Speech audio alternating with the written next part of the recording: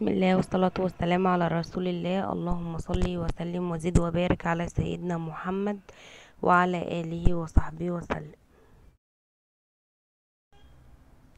ازيكم حبايبي، عاملين ايه؟ اهلا بكم في قناتي وقناتكم، قناة اسرار حياتنا، لكل المواضيع اللي بتخص الحمل والولادة. برحب بكم في كل مكان وفي اي مكان، وجودكم منورني ومشرفني، وكلكم طبعا على راسي من فوق. لو اول مره بتشرفيني او بتشوفيني في القناه وعاجبك محتوى القناه، ياريت تشرفيني بالاشتراك مع تفعيل الجرس ولايك للفيديو، عشان المعلومه دي انا عايزاها توصل لبنات كتير جدا. يعني انا حابه الفيديو ده ان هو يوصل لناس كتير جدا جدا جدا. النهارده انا هتكلم معاكم في موضوع مهم جدا. هتكلم معاكم، هل يوجد شهور للحمل في ولد وفي شهور للحمل ببنت؟ هل حمل الولد بيزيد في فصل الشتاء عن فصل الصيف؟ وهل حمل البنت بيزيد في فصل الصيف عن فصل الشتاء؟ طب هل العكس؟ يعني ايه بالظبط؟ عايزين نفهم. حمل الولد ده بيكتر اكتر في الشتاء ولا في الصيف؟ وايه هي الشهور المناسبة للحمل في ولد والشهور المناسبة للحمل في بنت؟ انا هتكلم معاكم النهاردة في الموضوع ده. بس قبل ما ابدأ عايزة اقول لكم حاجة مهمة جدا جدا جدا. اولا، حابه ان انا اقول لكم ان كل حاجه بايد ربنا. تمام. وحابه اقول لكم برضو ان ربنا هو ليه اراده في كل شيء. يعني قبل ما احنا نعمل ابحاث ونتوقع ونشوف ايه الاكتر بيحصل ونبحث وكده، ربنا ليه اراده في كل شيء. تمام. هي مجرد ان احنا بناخد بالاسباب وبنعمل اللي علينا، وبيبقى في حاجات معينه كده بتساعد اكتر او بتزود نسبة الحمل في ولد اكتر، فانت بتساعدي نفسك بالوقت ده. تمام. طيب، هل في شهور مناسبة للحمل في ولد وشهور مناسبة للحمل في بنت؟ بصوا، عشان اكون واضحة معاكم، فعلا في شهور مناسبة للحمل في ولد وفي شهور مناسبة للحمل في بنت. بمعنى ايه؟ بمعنى ان بتكتر فيها فرصة حملك في الولد. تمام. بيكتر فيها فرصة حملك في الولد، وفي شهور معينة بيكتر فيها فرصة حملك في البنت. طيب، ده بناء عن ايه؟ اولا كده، لو انتوا تفتكروا ان انا كنت قايله لكم عشان يحصل حمل في ولد لازما الزوج يحط ميه مثلجه على المكان عنده قبل العلاقه. طب ده ايه السبب؟ السبب ان هو بيشيل حركه الحيوانات المنويه اللي هي بتكون انثويه، فبالتالي اللي بيتحرك الحيوانات المنويه الذكريه.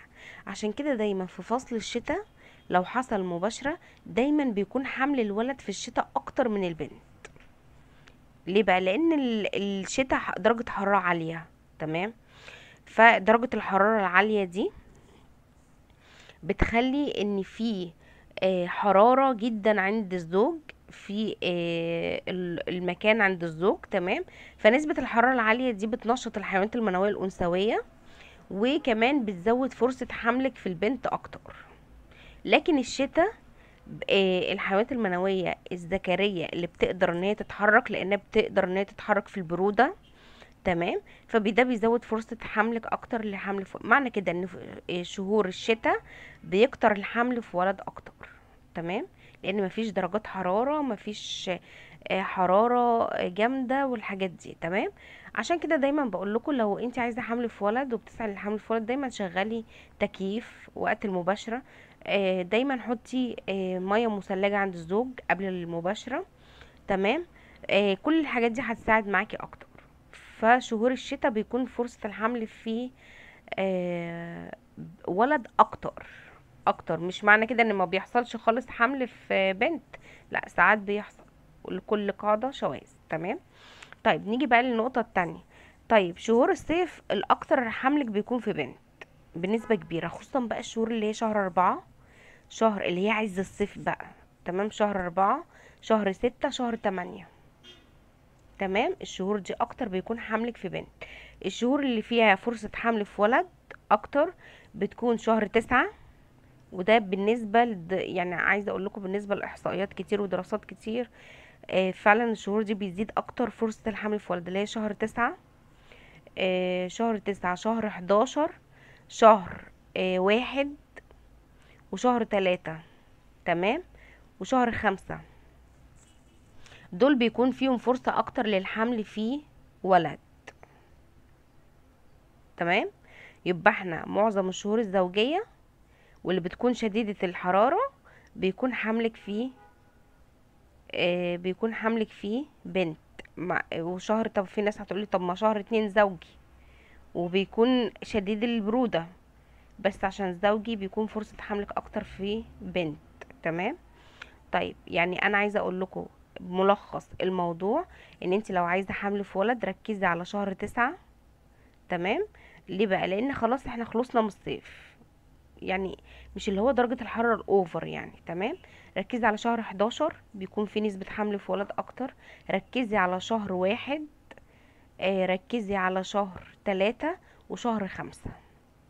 لو انت عايزة حمل ببنت ركزي على الشهور الزوجية: شهر 2، شهر 4، شهر 6، شهر 8. تمام. الشهور الزوجية شهر 10. يبقى الشهور الزوجية بيزيد فيها فرصة حملك في بنت. الشهور الفردية بيزيد فيها فرصة حملك في ولد. لو عايزة ولد ركزي على الشهور اللي فيها درجة برد شوية، او الدنيا بتبقى ساقعة فيها، او الجو معتدل، اللي هو شهر 9 بيبقى الجو معتدل. تمام. او معقول، مش حر قوي زي شهور الحر يعني. وركزي كمان على الجماع يكون يوم نزول البويضة، ده لو عايزة حمل في ولد، ان العلاقة ما تحصلش غير يوم نزول البويضة. بتعرفيها عن طريق تيست التبويض او عن طريق متابعة السونار. دي معلومات انا حابه ان انا اقولها لكم لانها فعلا هتفرق معاكم جدا. وكمان انا عايزه اقولك ان المعلومات دي يمكن محدش هيقولها لك كتير، بس فعلا هتفرق معاكي جدا جدا جدا.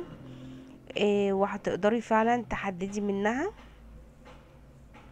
وربنا يكرمكم جميعا يا رب، الذريه الصالحه، ويكرم كل مشتاق، ويرزق الجميع اللي بيتمناه. ويرزقكم الذريه الصالحه عاجلا وليس اجلا يا رب العالمين. بكده انا خلصت الفيديو بتاع النهارده، انهيته. يا رب اكون افدتكم، اكون ضيفه خفيفه عليكم، واكون بقدر اساعدكم واقدم لكم المعلومات اللي انتم بتحبوها يا احلى واغلى اخوات. ما تنسونيش من صلاح دعائكم لايك شير اشتراك في القناه مع تفعيل الجرس. اترككم في رعايه الله واترككم في حفظ الله. دمتم بالف صحه سالمين عافيين يا رب العالمين. والسلام عليكم ورحمه الله وبركاته. بالله عليكم ما تنسوش لايك للفيديو ده، الله يجدع منك للقناه، بيرفع الفيديو يوصل لبنات كتير جدا، فالكل يستفيد بالمعلومه. كمان هو بيرفع الفيديو، فبيكون ده بمثابة حاجة تفاعل على الفيديو. فما تأثروش معايا زي ما انا ما بأثرش معاكم يا احلى واغلى اخوات. اسيبكم في رعاية الله. دمتم بألف صحة سالمين عافيين يا رب العالمين. والسلام عليكم ورحمة الله وبركاته.